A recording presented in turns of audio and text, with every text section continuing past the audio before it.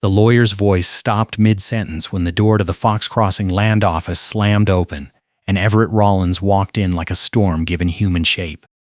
Verity Caldwell's hands clenched in her lap. The inheritance papers suddenly meaningless against the sight of the one man she had prayed would never return. His gaze swept the room, found her, and locked. Something flickered in those guarded eyes before his expression went carefully blank. The lawyer cleared his throat, shuffling documents with nervous fingers. Verity forced herself to breathe. 6 years. 6 years since the night that had destroyed everything, and here he stood, dusty from the trail, looking at her like she was a puzzle he intended to solve. The inheritance reading had been simple until that moment. Her father's inn, the broken ranch water rights her mother's family had held for decades, and a stack of debts that made the whole legacy feel more like a noose than a gift. She had come here expecting numbers and signatures, not the ghost of her past walking through the door with sun-bleached hair and a gambler's unreadable face. Everett removed his hat, the gesture almost mocking in its politeness. Verity knew he had every right to be here. The broken ranch was half his now, passed down through his uncle's portion after the old man died last month. That made them partners. That made them bound to each other in the worst possible way. Mr. Hollister, the lawyer, resumed speaking with the strained cheer of a man trying to pretend a rattlesnake had not just slithered into his office. The terms were clear. The ranch was jointly held. The cattle drive had to be completed within 60 days or the bank would foreclose. Water rights were in dispute with the neighboring Tanner spread, and any failure to defend them would mean losing the only reliable stream for miles. Verity barely heard him. She was watching Everett, the way he leaned against the wall like he owned it, the way his hand rested near his gun without touching it. Reformed gambler. That was what people called him now. As if a man could reform the past into something clean. Hollister finished, slid the papers across the desk, and Verity signed without reading. Everett stepped forward, took the pen from her hand without asking, and signed below her name. His fingers brushed hers.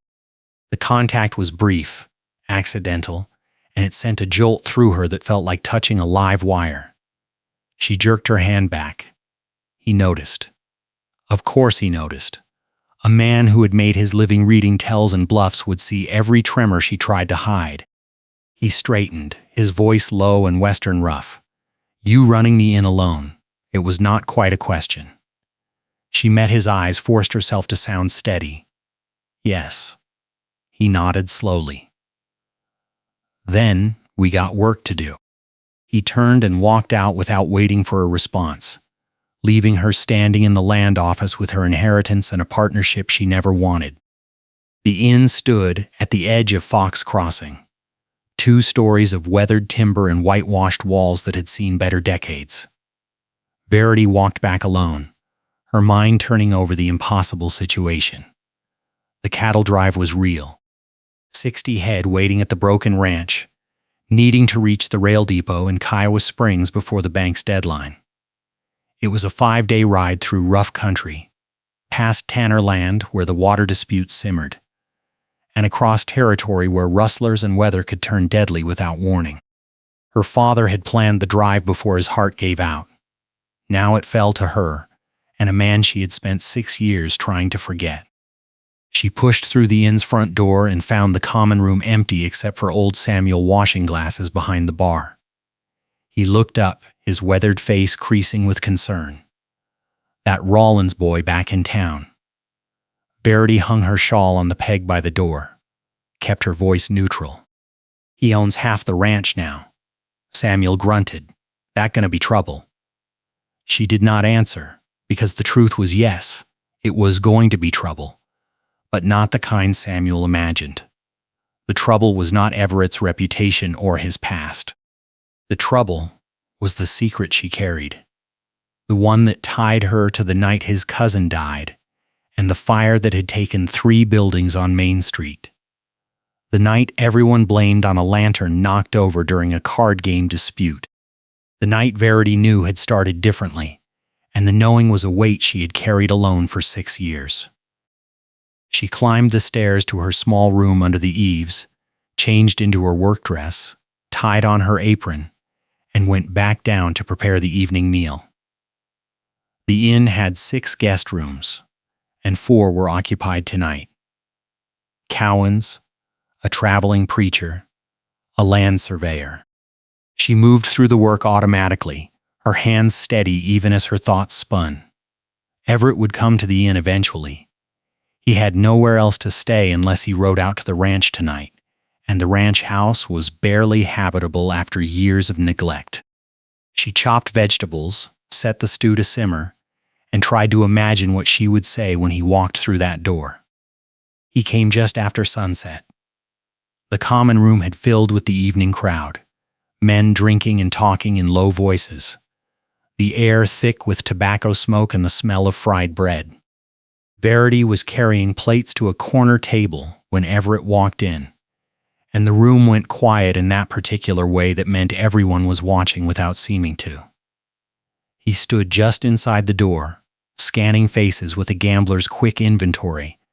Then his gaze settled on her. He crossed the room, his boots loud on the plank floor. "I need a room." His voice was level, businesslike. She balanced the plates, kept her tone equally flat. $6 a week, meals included. He pulled a small leather pouch from his vest, counted out coins onto the nearest table. She set down the plates, scooped up the money without touching his hand, and turned toward the stairs. "Follow me." The room she gave him was small, at the back of the second floor, with a narrow bed and a washstand, and a window that looked out over the scrub hills toward the ranch. She set the key on the washstand, moved toward the door. He stepped into the doorway, not blocking her but close enough that she would have to brush past him to leave. Verity stopped, her pulse kicking up. "We need to talk about the drive." His voice was quiet, meant only for her. She met his eyes, saw something in them she could not name. "Tomorrow." She did not wait for his agreement, slipped past him into the hall, and did not let herself run until she reached the safety of the kitchen. That night she lay awake in her room, listening to the sounds of the inn settling, the creak of floorboards as guests moved to their rooms, the distant howl of a coyote on the plains. She thought about the drive, about 5 days in close quarters with a man who made her feel seen in a way that was both thrilling and terrifying. She thought about the secret, about the way it had shaped every choice she made for 6 years. And she thought about the moment their hands had touched in the land office, the shock of it, the way her body had responded before her mind could catch up. Sleep came late and shallow, full of dreams that twisted the past and present into a tangled knot she could not unravel. Morning came with a commotion that yanked Verity from uneasy sleep. Shouting in the street, the thunder of hooves, Samuel's voice raised in alarm. She dressed quickly, braided her hair without looking in the mirror, and ran downstairs. The common room was empty, the front door standing open. Outside, a crowd had gathered near the livery. She pushed through, her heart hammering, and saw the wreckage. The supply wagon that had been loaded yesterday for the cattle drive lay on its side in the street, axle broken, contents scattered across the dirt.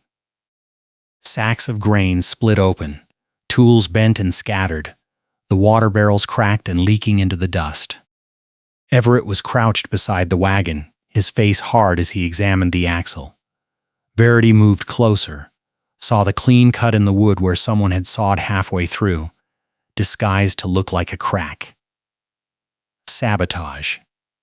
Her stomach dropped.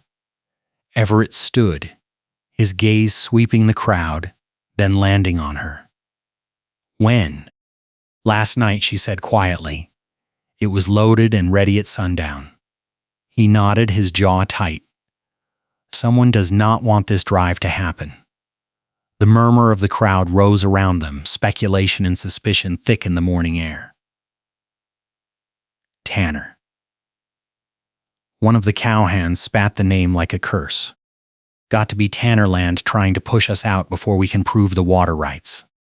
Verity felt the weight of eyes on her, the town watching to see what she would do. The bank deadline was 56 days away. Replacing the wagon and supplies would take time they did not have, and money she did not possess.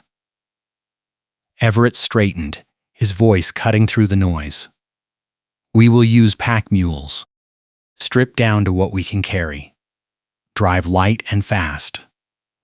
A ripple of doubt moved through the crowd. That is hard traveling, someone said. Everett's smile was thin and humorless. I have done harder. He looked at Verity, and she saw the challenge in his eyes, the unspoken question of whether she would back down now. She lifted her chin. When do we leave? 2 hours. His answer was immediate. Get what you need. She turned and walked back to the inn, ignoring the whispers that followed her. Inside, she moved through the rooms with swift efficiency, packing a bedroll, spare clothes, her father's old canteen, a hunting knife she had not touched in years. Her hands shook as she tied the roll, and she forced herself to breathe slowly, to think past the fear. Someone had sabotaged the wagon. Someone wanted the drive to fail, the ranch to fall into foreclosure, the water rights to vanish. Tanner was the obvious suspect, but the sabotage felt personal in a way that made her skin crawl. She was lacing her boots when a soft knock came at her door. She opened it to find Everett standing in the hall, his duster gone, his sleeves rolled up to reveal forearms marked with old scars. I need to know if you can shoot. His tone was blunt, no softness in it. She met his eyes. Yes. He studied her for a long moment, then nodded. Good. Bring the rifle I saw in your father's office. We are going into country where talking might not be enough. He turned to go, then paused, his voice dropping. Verity. She stilled at the sound of her name in his mouth, the first time he had spoken it since his return. Whatever happens out there, I need to know you will not freeze. She felt a flare of anger. Welcome after the fear. I have been running this place alone for 2 years. I do not freeze. Something shifted in his expression, a flicker of what might have been respect. He nodded once and walked away. She closed the door, leaned against it, and let out a shaky breath. The anger was good. It burned away the uncertainty, left her clear-headed and ready. She retrieved her father's Winchester from the locked cabinet in the office, checked the action, loaded it with steady hands. When she walked out of the inn 2 hours later, bedroll and rifle slung over her shoulder, Everett was waiting in the street with 2 pack mules and a string of horses. Samuel stood on the porch, his face grave. You watch yourself out there, girl. She nodded, unable to speak past the tightness in her throat, and mounted the mare Everett held for her. They rode out of Fox Crossing with the sun climbing toward noon, the town falling away behind them in a haze of dust and heat. Everett set a steady pace, not pushing but not lingering, and Verity matched him without comment. The land opened up around them, rolling plains dotted with scrub and the occasional stand of cottonwood marking a dry creek bed. The silence between them was heavy, full of things unsaid, but neither broke it. After an hour, Everett angled toward a low ridge, and Verity saw the cattle in the distance, a dark mass against the brown grass, 2 ranch hands visible on the far side keeping them bunched. The broken ranch building sat in a shallow valley, the house sagging on one side, the barn missing half its roof, the corral fence patched with mismatched lumber. Verity had not been here since her mother died, and the decay was a physical ache. Everett reined in beside her, his voice quiet. It was not always like this. She glanced at him, surprised by the softness in his tone. I know. Her mother had loved this place, had fought to keep it when her husband preferred the inn and the town. The water rights were her legacy, the stream that ran through the property a lifeline in a land where water meant survival. Now that stream was the center of a dispute that could turn violent. They dismounted near the barn, and the two ranch hands rode over. Both were young, lean, with the wary eyes of men used to trouble. The taller one nodded to Everett. Cattle are ready. We got about 58 head, lost 2 to coyotes last week. Everett's jaw tightened, but he just nodded. We will move them out at first light tomorrow. Tonight we camp here, get the herd settled. The hand looked past Everett to Verity, curiosity and doubt plain on his face. She is part owner, Everett said flatly. She rides with us. The hand shrugged, accepting it without argument, and rode back to the herd. Verity unsaddled her mare, rubbed her down, and hobbled her near the others. The work was familiar, soothing in its routine. She was coiling the rope when Everett appeared beside her, his voice low. We need to talk about Tanner. She straightened, met his eyes. He wants the water. Everett nodded. He has been pushing since your father got sick, filing claims, moving his fence line closer every month. The law is murky out here, but possession counts. If we are not here to defend it, he will take it. Verity felt the old anger rise, the same anger that had kept her going through her father's illness and death. This land is ours. Everett held her gaze. Then we make sure he knows it. They walked to the stream together, a narrow ribbon of water that ran clear over smooth stones, shaded by cottonwoods that whispered in the evening breeze. It was beautiful, life-giving, worth fighting for. Verity knelt, filled her canteen, drank deeply. Everett crouched beside her doing the same, and for a moment they were just two people sharing water in a hard land. Then he spoke, his voice careful. I know you have a reason to hate me. She froze, the canteen halfway to her lips.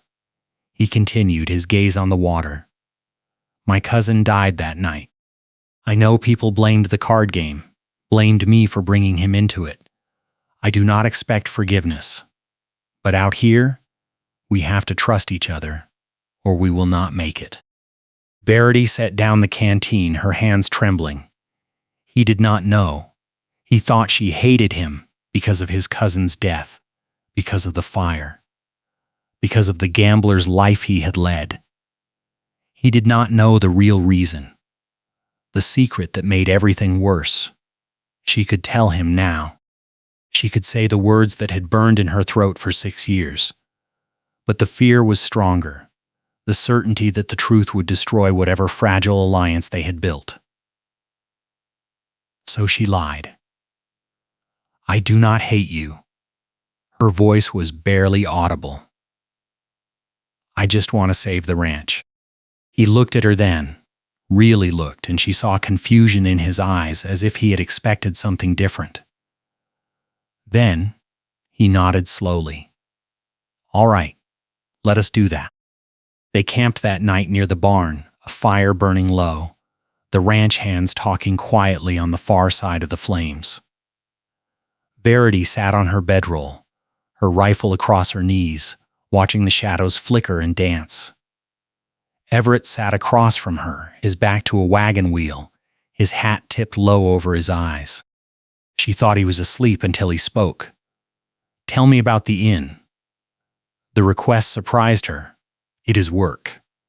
Cooking, cleaning, keeping drunks from breaking the furniture. He smiled faintly. Sounds like a card house. She almost smiled back. Close enough. He shifted, tilted his hat back. You any good at it? She considered. Good enough to keep it running. Not good enough to make it thrive. He nodded as if that made sense. Maybe after this drive, things will be different. She wanted to believe him, but belief felt dangerous. The bank deadline, the sabotage, the water dispute, all of it pointed to a future balanced on a knife's edge. And underneath it all, the secret, the weight of it pressing down until she could barely breathe. She lay down, pulled her blanket over her shoulders, and stared up at the stars scattered across the black sky. Sleep was a long time coming, and when it did, it brought dreams of fire and falling, and a voice calling her name through the smoke. They moved the herd out at dawn, the cattle bawling and reluctant in the cool morning air. Verity rode flank, her mare quick and responsive, her body remembering the work from years past when she had helped her mother. Everett rode point with one of the hands, the other bringing up the rear. The pace was steady, not fast, the land rolling out before them in shades of brown and gold under a sky that stretched forever. By mid-morning, the broken ranch was a smudge on the horizon behind them, and Verity felt a strange mixture of loss and relief. The first trouble came just after noon. They were crossing a wide stretch of open ground when riders appeared on the ridge to the east, silhouetted against the sky.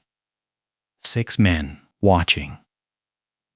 Everett raised a hand, signaling a halt, and the herd slowed, milling uneasily.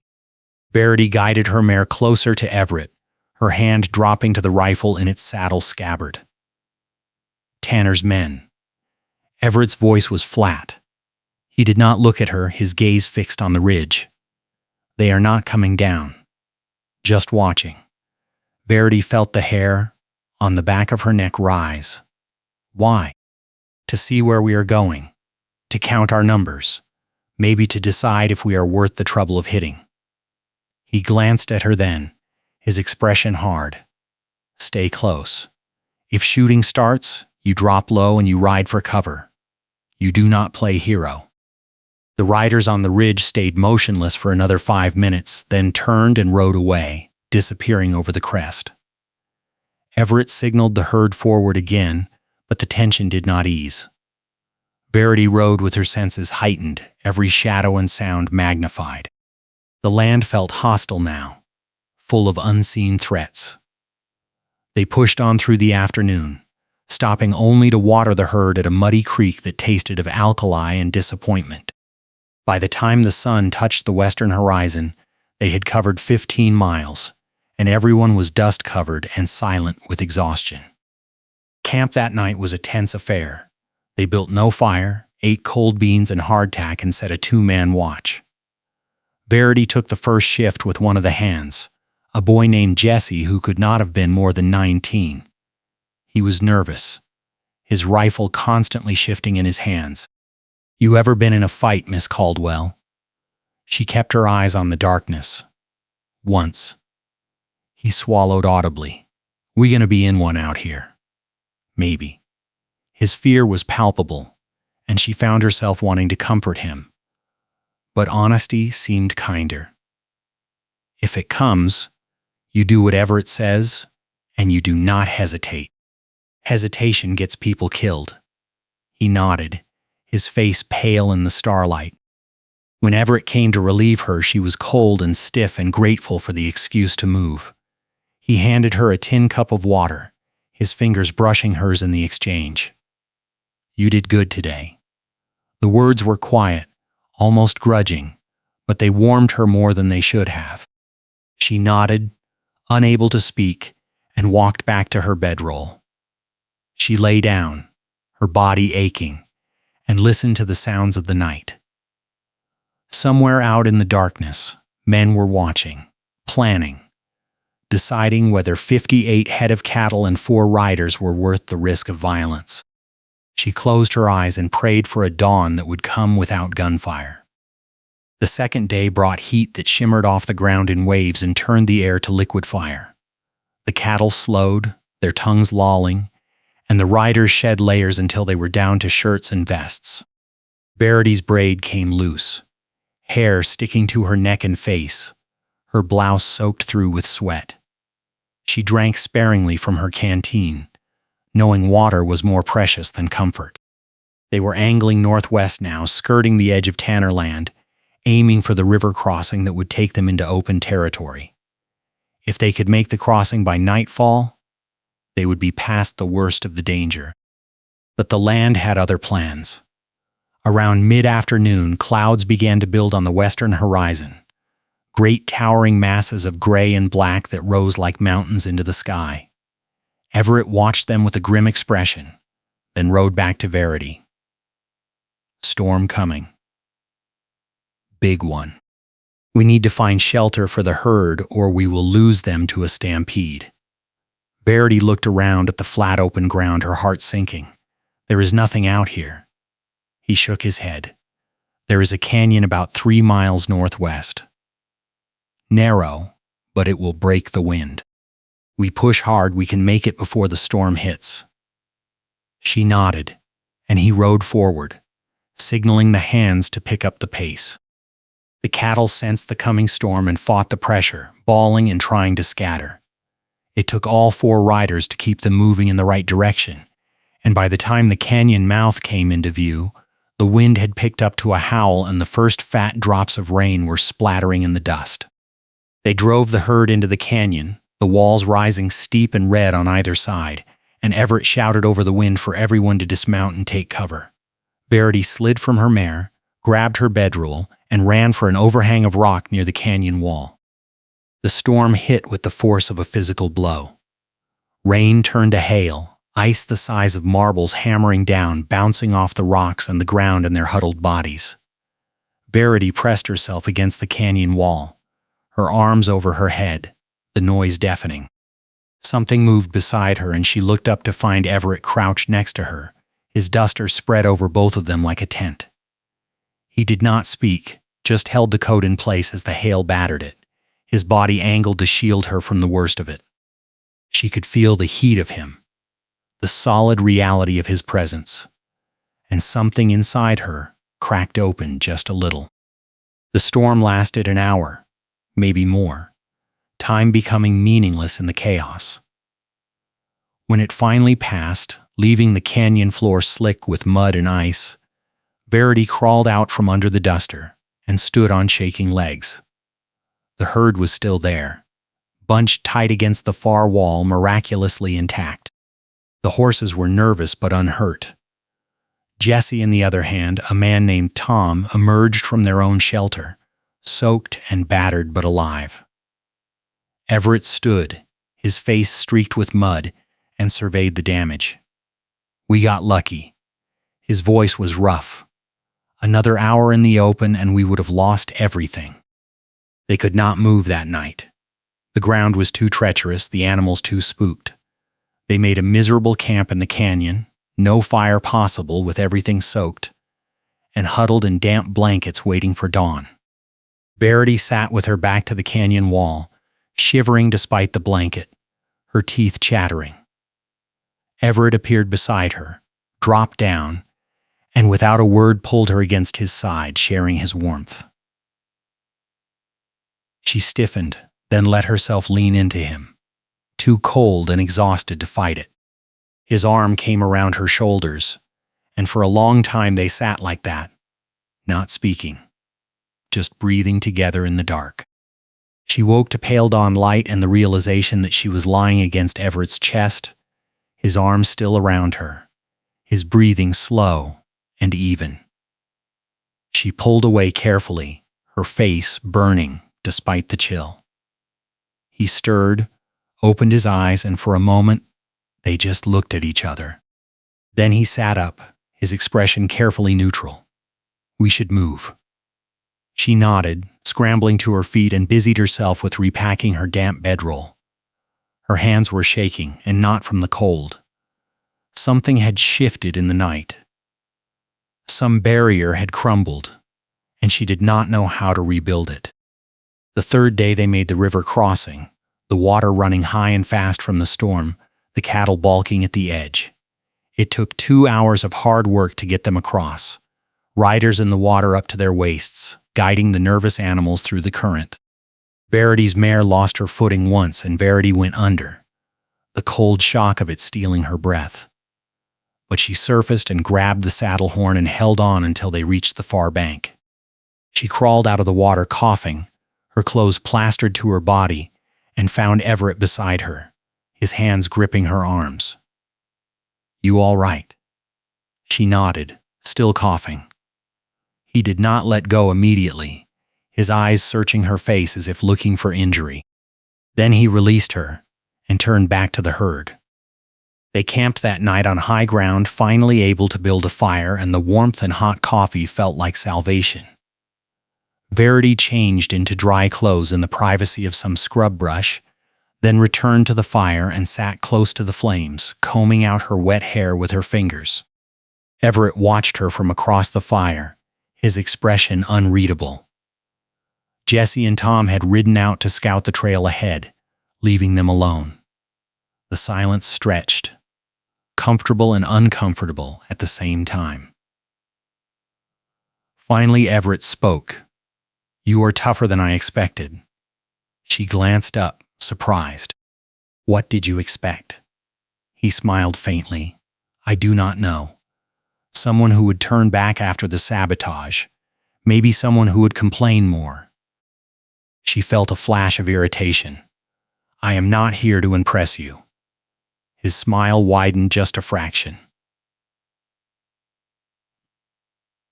"Good, because I am not easy to impress."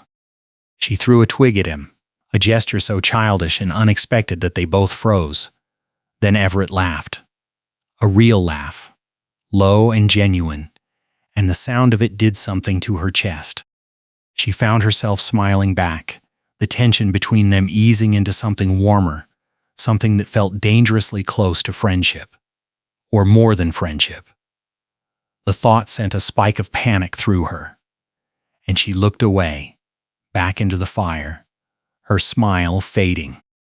The night passed quietly, and in the morning they pushed on toward Kiowa Springs, now only 2 days away. The land here was more broken, with stands of pine on the hills and valleys that held the promise of grass and water. The herd moved well, the worst of the danger behind them. Verity allowed herself to hope, just a little, that they might actually make it, that the ranch might survive, that the water rights could be defended, that the future might hold something other than loss. But hope was a fragile thing in hard country. Around mid-morning on the 4th day, they topped a rise and saw smoke on the horizon. Black smoke, thick and oily, rising from the direction of Fox Crossing. Everett reined in hard, his face going pale under the tan. Verity pulled up beside him, her heart sinking. "That is the town." Everett turned to Tom. "You and Jesse keep the herd moving, we will catch up." Tom started to protest, but Everett cut him off. "Do it."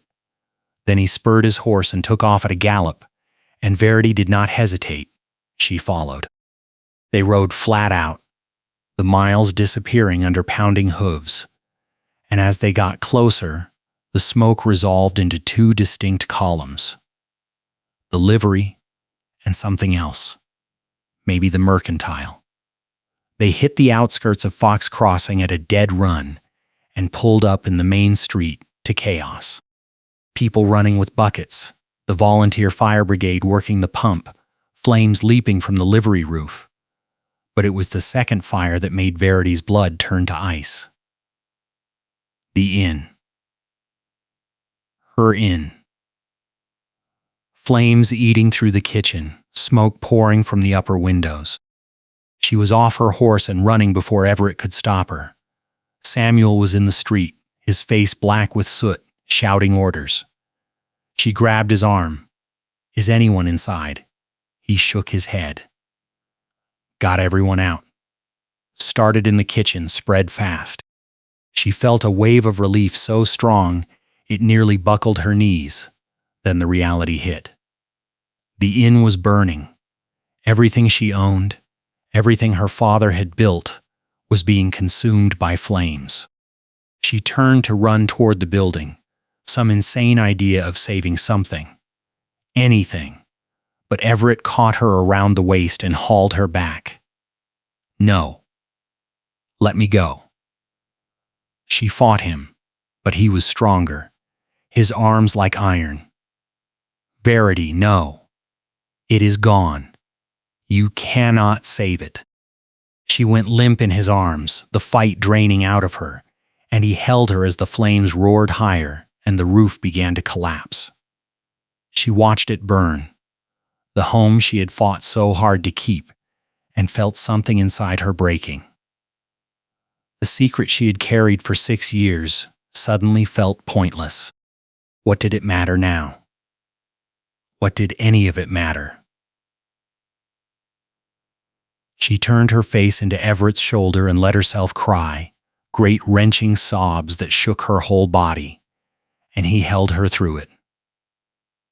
His hand stroking her hair, his voice a low murmur she could not make out but that sounded like comfort. When the fire finally burned itself out, leaving only blackened timbers and ash, Verity pulled away from Everett and wiped her face with shaking hands. Samuel approached, his expression grim. Started in the kitchen. Lantern oil, looks like.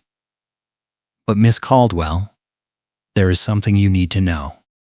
She looked at him, numb. The livery fire started the same way, same time. This was not an accident. This was set.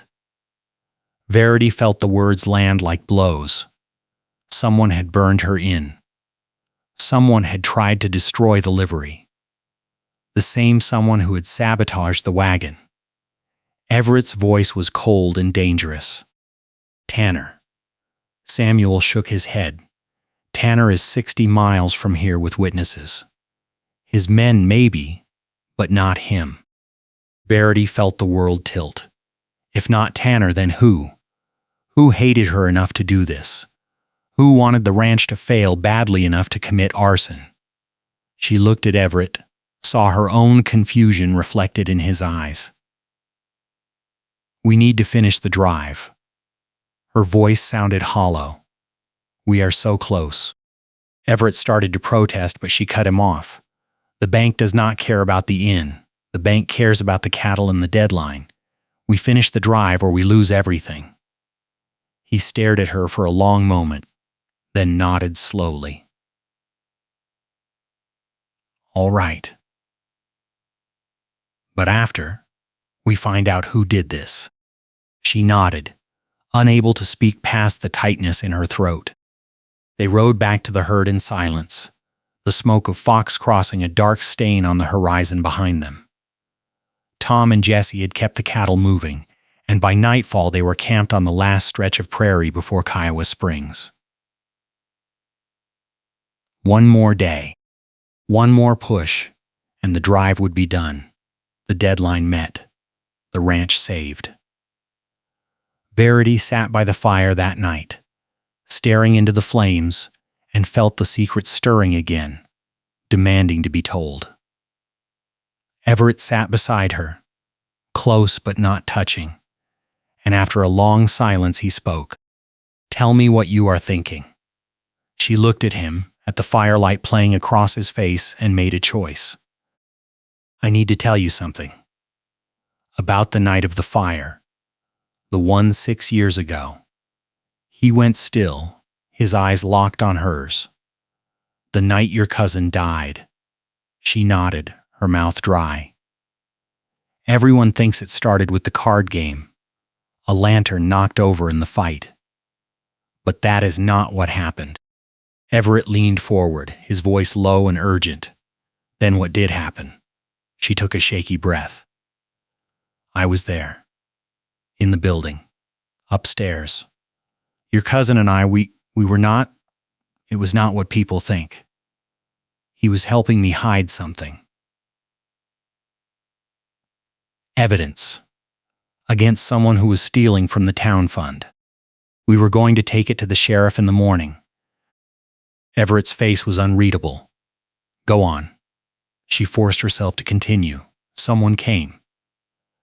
We heard them downstairs, searching. Your cousin told me to stay hidden. He went down to confront them. I heard shouting, then a shot. Then I smelled smoke. I tried to get to him, but the fire spread too fast. I barely got out. Everett's hands were clenched into fists. Who was downstairs? She shook her head, tears streaming down her face. I never saw. But they knew we were there. They set the fire to cover it up. Your cousin did not die because of a card game. He died protecting me and what we knew. The silence that followed was crushing.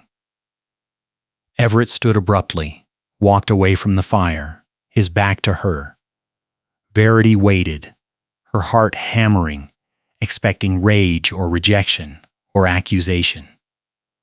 When he finally turned back, his face was pale but controlled. You have carried this alone for 6 years. It was not a question. She nodded. He closed his eyes briefly, then came back to the fire and sat down beside her, closer than before. What was the evidence? She swallowed. Ledgers, showing money diverted from the Territorial Road Fund, signatures that did not match. He let out a long breath. Who had access? She thought back, her mind sorting through the fragments of memory.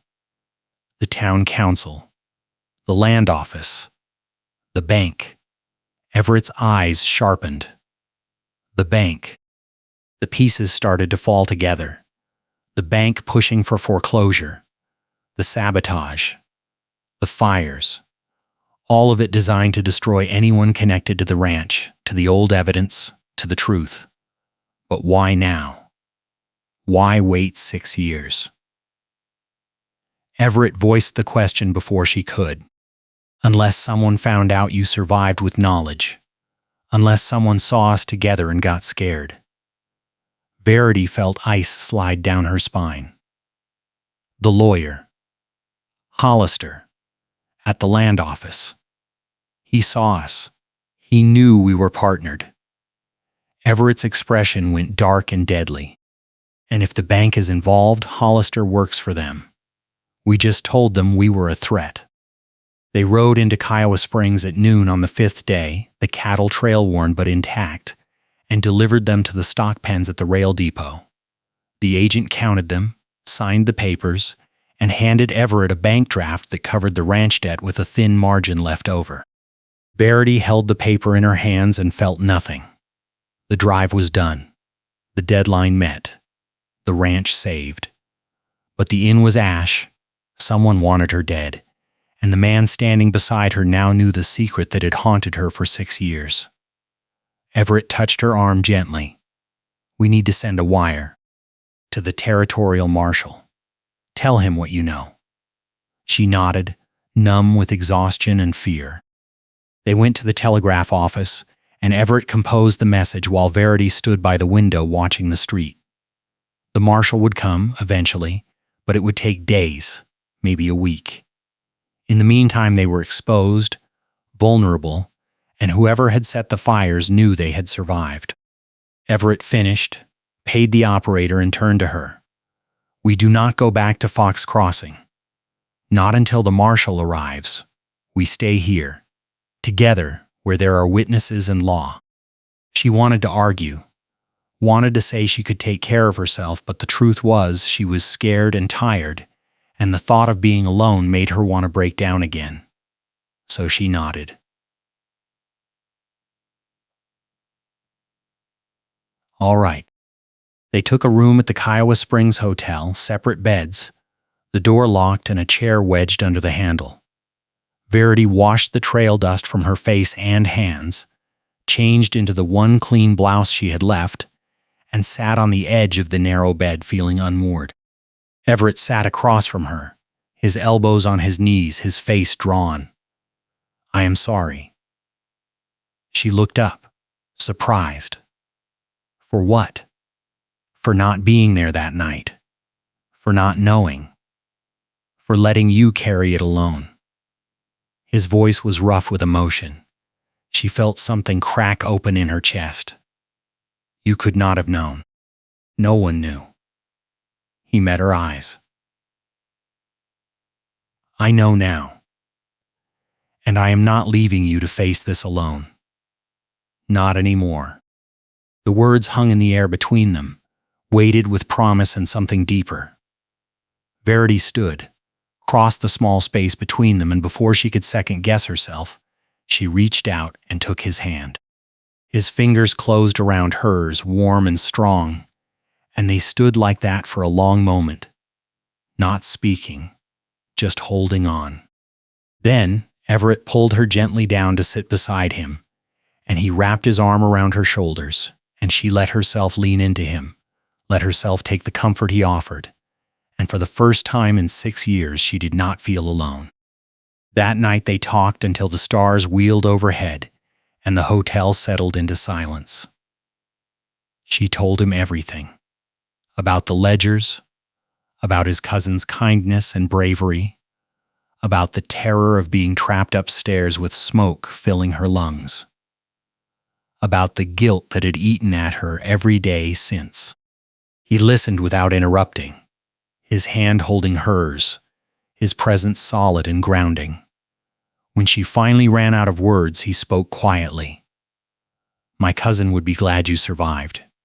He would not want you to carry guilt for his choice. She shook her head. I should have told someone. Should have gone to the marshal years ago. Maybe if I had, the inn would not be gone. Your cousin would not be forgotten as just another gambler who died in a fire. Everett turned her to face him, his hands gentle on her shoulders. You did what you had to do to survive, and now you are doing what you have to do to make it right. That is enough. His eyes were steady, free of judgment, and something in her chest loosened. She realized she believed him. She realized she trusted him in a way she had not trusted anyone in years. And she realized, with a sudden clarity that stole her breath, that somewhere in the dust and danger and shared survival, she had fallen for him. The thought terrified and exhilarated her in equal measure. The next 3 days passed in a strange limbo. They stayed in Kiowa Springs waiting for word from the marshal, watching the street for threats that did not materialize. They ate meals together in the hotel dining room, walked the town in the evenings, talked about the ranch and what they would do when the danger passed. Everett was different now, the guardedness gone, replaced by a quiet attentiveness that made her feel seen and valued. He touched her often, small gestures, a hand on her back, fingers brushing hers, and each touch sent warmth spiraling through her. On the 4th day, the marshal arrived with 2 deputies and a warrant for the arrest of Charles Tate, the president of the Fox Crossing Bank. Tate had fled, the marshal said, but they had found documents in his office, enough to tie him to the embezzlement and the fires, enough to prove conspiracy to murder. The ledgers Verity had hidden 6 years ago were gone, but the pattern of theft had continued, and the new evidence was damning. The marshal looked at Verity with respect. You did right, coming forward. Might have saved more lives. She nodded, too overwhelmed to speak. That evening, Everett found her standing on the hotel balcony, watching the sun set over the prairie. He came up behind her, close but not touching. It is over. She turned to look at him. Is it? Tate is still out there. He nodded slowly. True. But the ranch is safe. The water rights are ours. And the truth is known. That is more than we had a week ago. She smiled faintly. I suppose it is. He hesitated, then reached out and tucked a strand of hair behind her ear, the gesture unbearably tender. Verity. What comes next? For us. The question hung between them, fragile and full of potential. Verity turned fully to face him, her heart pounding. I do not know. I do not know how to do this. How to let someone in." He smiled, soft and a little crooked. "Neither do I. But I would like to try, if you would." She searched his face, saw the honesty there, the hope, and made her choice. Yes, the word came out barely above a whisper, but it was enough. He stepped closer, his hands coming up to frame her face, and bent his head to kiss her. The kiss was gentle at first, tentative, then deeper as she responded, her hands fisting in his vest, pulling him closer. It felt like falling and flying at the same time, like the world narrowing down to just the two of them and the golden light and the promise of something new. When they finally pulled apart, both breathing hard, Everett rested his forehead against hers. "We will rebuild the inn. Together. We will make the ranch work. We will figure it out." She nodded, unable to speak past the tightness in her throat. And he kissed her again, slower this time. A kiss that felt like a vow. They stood like that on the balcony as the sun disappeared, and the stars came out, holding each other, and for the first time in 6 years Verity felt the weight lift. Felt the future open up before her not as something to fear, but as something to reach for. They returned to Fox Crossing a week later, the marshal's assurance that Tate was no longer a threat making it safe to go back. The town greeted them with wary curiosity, but when the marshal's report became public, the mood shifted. Verity Caldwell was not the scandalous woman they had whispered about. She was the one who had brought a thief to justice, who had protected evidence at great personal cost, who had saved the ranch and the town's reputation. The shift was disorienting, but Everett was there beside her, steady and sure, and that made it bearable. They started rebuilding the inn the following week, using the money from the cattle drive and a loan from a territorial bank that had no ties to Tate. The work was hard, the days long, but there was a satisfaction in it that Verity had not felt in years. Everett worked beside her, framing walls, laying floorboards, his hands as skilled with a hammer as they had been with cards. They fell into a rhythm, working side by side from dawn to dusk, and in the evenings they would sit on the porch of the ranch house and watch the sun set over the land they were fighting to keep. The ranch hands, Jesse and Tom, stayed on, drawn by the promise of steady work and the knowledge that Everett and Verity were building something worth being part of. The water dispute with Tanner resolved itself when the territorial surveyor confirmed the broken ranch claim. And Tanner, faced with legal pressure, backed down. The stream ran clear and strong through the property, life-giving and beautiful, and Verity felt a connection to her mother's legacy that had been missing for too long. One evening, about a month after the fires, Everett found Verity standing by the stream, her bare feet in the cold water, her face turned up to the sky. He came to stand beside her, silent for a moment, then spoke quietly. "I have been thinking." She looked at him, curious. "About what?" "About us. About making this partnership permanent." She felt her breath catch. "What are you saying?" He turned to face her fully, his expression serious, but warm.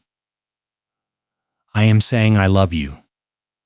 I am saying I want to build a life with you, here, on this land. I am saying marry me, Verity Caldwell, and let us make something good out of all the hard years." Tears spilled down her cheeks, but she was smiling, her heart so full it felt like it might burst. "Yes. Oh, yes." He pulled her into his arms, lifted her off her feet, and spun her around, both of them laughing like children. When he set her down, he kissed her, deep and thorough and full of promise, and she kissed him back with everything she had. The past was still there, the scars and the losses, but it no longer defined them. They had fought for this, earned this, and the future stretched out before them bright and full of possibility. They were married a month later in a simple ceremony on the ranch, with the stream as a backdrop and the whole town in attendance. Verity wore a dress she had sewn herself, pale blue with lace at the collar, and Everett wore a new black suit that made him look like a respectable rancher instead of a gambler. Samuel stood as witness, his weathered face creased in a rare smile, and the preacher from Fox Crossing spoke words about commitment and faith and new beginnings. When Everett kissed his bride, the small crowd cheered, and Verity felt a happiness so complete it seemed impossible that she had ever known anything else. The inn was finished by fall, 2 stories of fresh timber and whitewashed walls, with a sign over the door that read Caldwell and Rollins Inn in neat black letters.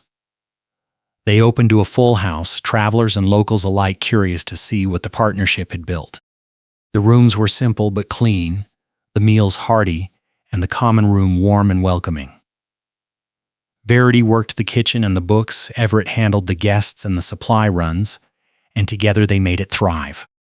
The ranch became a working operation again, the cattle herd growing, the water rights defended and secure. They hired more hands, rebuilt the barn, planted a kitchen garden that Verity tended in the early mornings before the inn work started. The land responded to care, green and alive, and the sense of legacy, of continuity, became something Verity could feel in her bones. This was what her mother had wanted, what her father had struggled for, and now it was hers and Everett's to nurture and pass on. Winter came, sharp and cold, and they spent the long evenings by the fire, sometimes talking, sometimes just sitting in comfortable silence. Everett taught her to play poker, and she won more often than he expected, which made him laugh. She taught him to bake bread, and his first attempts were disasters, but he persisted with the same determination he brought to everything. They learned each other, the small habits and preferences, the fears and dreams, and the intimacy of it was deeper than anything Verity had imagined. One night in late winter, Verity woke to find Everett sitting by the window, looking out at the moonlit prairie. She slipped out of bed, wrapped a shawl around her shoulders, and joined him. "What are you thinking?" He smiled, pulled her into his lap. "Just how lucky I am. How close I came to missing this." She leaned her head against his shoulder. "We both did. But we did not. We fought for it." He kissed the top of her head. "And we will keep fighting for it. Every day." She nodded, her hand finding his and holding tight. "Yes. Every day." Spring brought new challenges. A late frost threatened the garden, a coyote got into the chicken coop, one of the ranch hands broke his leg and needed weeks to recover. But they met each challenge together, with humor and grit, and the quiet confidence of people who had survived worse. The inn stayed full, the ranch turned a profit, and the water rights dispute became a settled matter, the stream flowing freely through their land season after season. Verity started keeping bees, the hives set up near the stream where wildflowers grew thick in summer. The honey was golden and sweet, and she sold jars of it at the inn, the extra income small but satisfying. Everett expanded the herd, brought in a breeding bull, and began to build a reputation as a rancher who knew his business. The gambler's past faded into memory, replaced by the reality of a man who worked hard and kept his word. They talked about children, the conversations tentative at first, then more certain. Verity wanted them, a family to fill the rooms of the inn and the ranch house, a legacy to build on the foundation they were laying.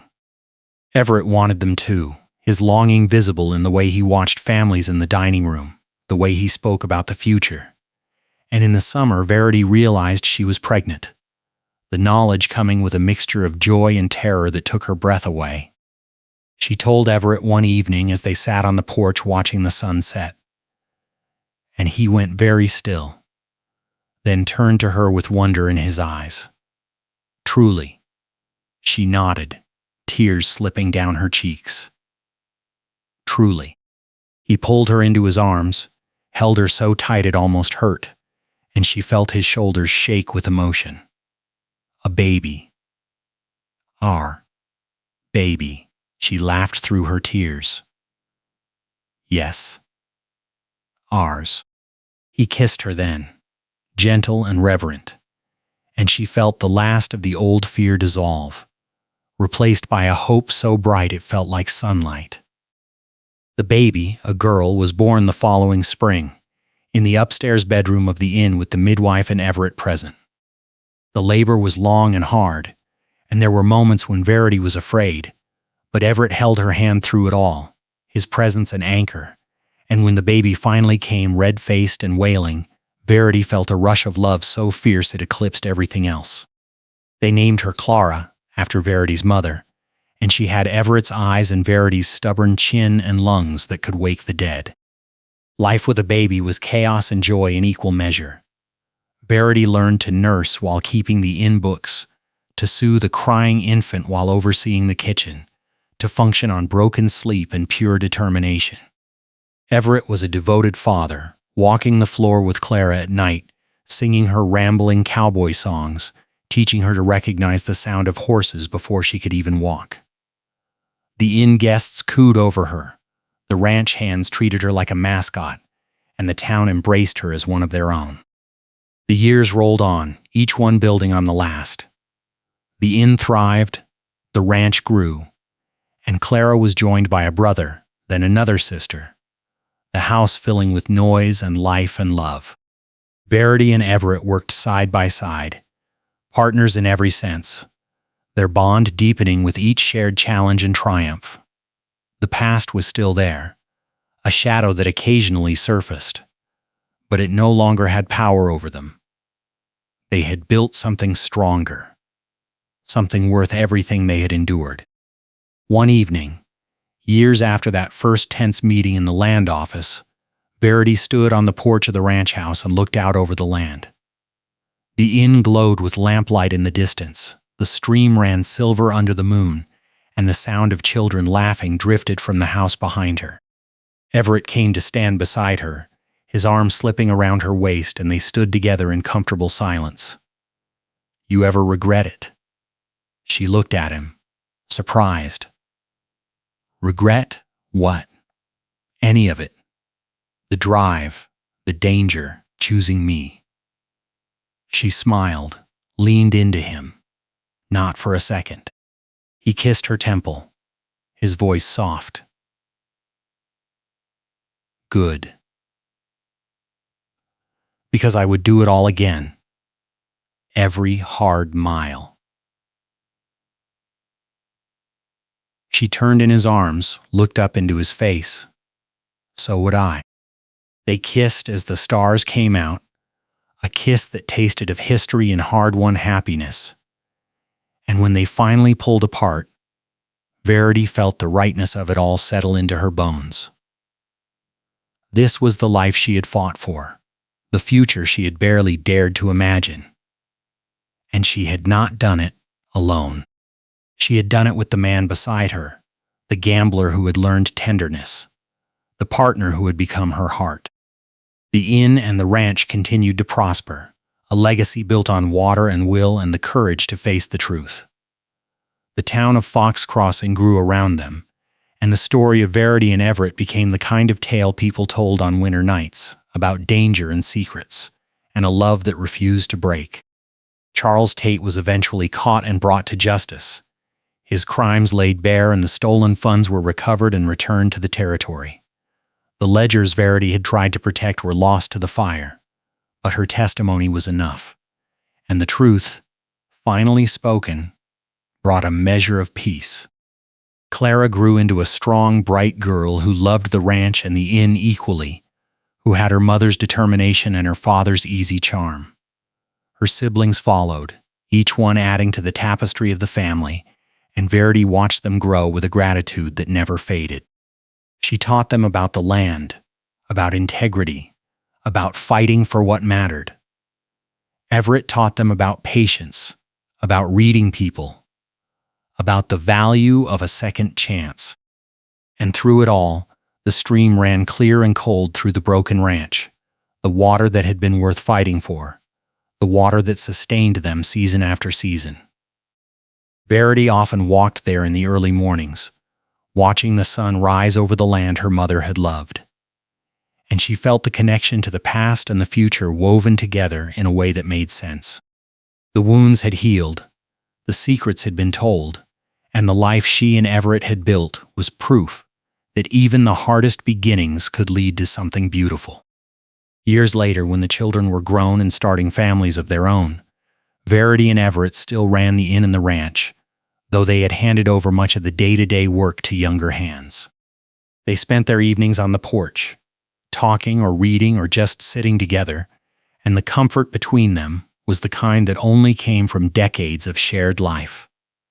They had weathered storms and droughts, losses and victories, and through it all they had chosen each other, again and again. One evening, Everett took Verity's hand and led her down to the stream, the place where so much of their story had unfolded. The sun was setting, painting the sky in shades of gold and rose, and the water ran clear and bright over the stones. They stood there together, hand in hand, and Verity felt the weight of the years and the lightness of the love that had sustained them. "I would choose you again." Everett's voice was soft, certain. "In every life, every version of this story, I would choose you." She turned to him, her heart full. "And I would choose you. Always." He kissed her there by the stream, the kiss sweet and slow, full of history and promise and the unshakable knowledge that they had found something rare and precious. When they finally pulled apart, the stars were beginning to appear, scattered across the darkening sky, and the land around them was quiet and at peace. They walked back to the house together, their steps easy and familiar, and Verity thought about the girl she had been, alone and afraid, carrying a secret that felt like it would crush her. That girl would not have believed this ending, but she had fought for it and found it, and that made all the difference. The inn stood strong for generations, a landmark in Fox Crossing, and the ranch prospered under the care of children and grandchildren who carried forward the legacy of water and will. The story of Verity and Everett became part of the land itself, a testament to courage and honesty, and the power of choosing love even when the odds were stacked against it. And the stream ran on, season after season, cold and clear and life-giving, the heart of the land and the symbol of everything they had fought to protect. In the end, theirs was a story of second chances and hard-won happiness, of secrets brought to light and trust earned through fire. It was a story written in dust and water, in cattle drives and rebuilding, in the everyday work of building a life together. It was a story that began with danger and ended in peace, that turned enemies into lovers and strangers into partners. And it was a story that once told would echo through the years, a reminder that even in the hardest country, love could take root and flourish. Verity Caldwell and Everett Rollins had found each other in the worst of circumstances, had fought for their future with everything they had, and had built something beautiful from the ashes of the past. Their ranch thrived, their inn welcomed travelers from across the territory, and their family grew strong and close-knit. The water rights that had been the center of so much conflict became a source of life and prosperity, the stream a constant reminder of what they had protected.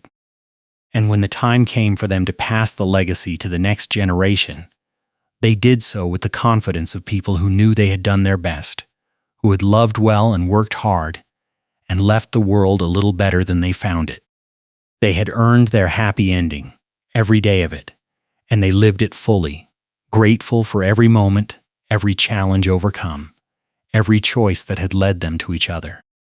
The gambler and the innkeeper, partners in every sense, their story a testament to the enduring power of courage, honesty, and